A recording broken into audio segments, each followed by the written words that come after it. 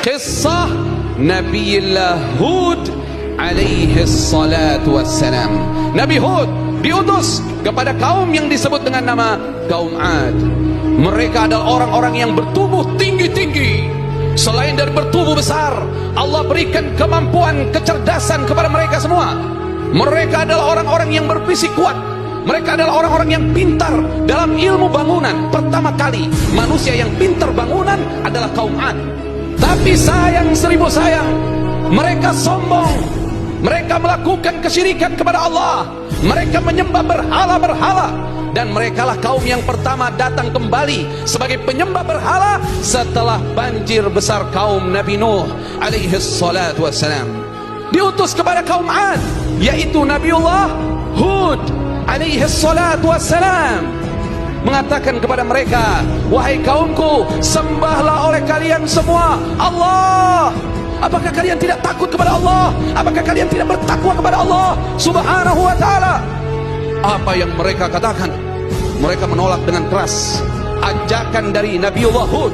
Bahkan mereka menghina Nabi Hud. Sesungguhnya kami memandang kamu, wahai Hud, adalah orang yang terbelakang.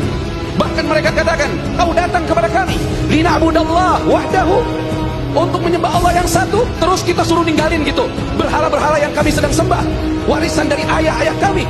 Kalau begitu, segera datangkan itu apa yang kamu janjikan. Kalau kamu benar utusan Allah subhanahu wa ta'ala. Mana azabnya? Mana azabnya? Datang azab pertama kepada kaum Ad.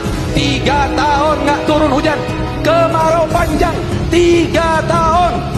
Nabi Hud mengingatkan kepada mereka, kalau ingin keluar dari kesulitan ini, wahai kaumku, segera minta ampun kepada Allah, segera bertaubat kepada Allah. Allah pasti akan menurunkan hujan kepada kalian dengan sangat deras. Tapi mereka tidak patuh.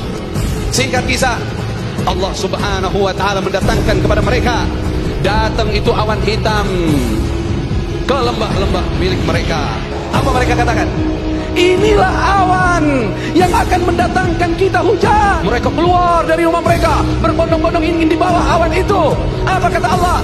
Awan itu tidak membawa air, tapi awan itu mengeluarkan angin yang sangat kencang. Yang di dalam angin itu ada azab yang pedih. Angin itu datang selama 7 malam 8 hari.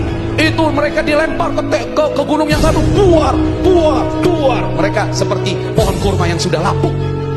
Dan tidak ada yang tersisa dari orang-orang yang menyekutukan Allah subhanahu wa ta'ala. Tapi angin itu bagi Nabi Hud dan umatnya adalah kesejukan dan kedamaian. Subhanallah. Makanya berkenaan dengan hal ini, hadis yang diriwayatkan Imam Muslim sahih dari Sayyidatuna Aisyah radhiyallahu taala anha, beliau menyampaikan bahwasannya Rasulullah kalau sudah melihat angin agak kencang, maka Nabi sallallahu alaihi wasallam berdoa, aku minta kebaikannya. Kebaikan apa yang ada padanya? Kebaikan apa yang dikirimkan dengannya angin ini. Dan aku memohon perlindungan darimu ya Allah dari keburukannya, keburukan apa yang ada padanya dan keburukan apa yang dikirimkan dengannya.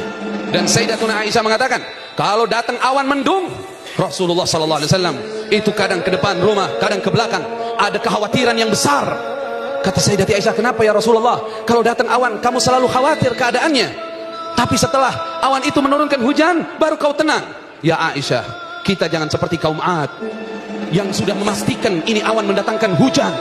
Kita mesti takut kepada Allah subhanahu wa ta'ala. Kita minta kepada Allah agar awan ini bertanda rahmat buat kita semua.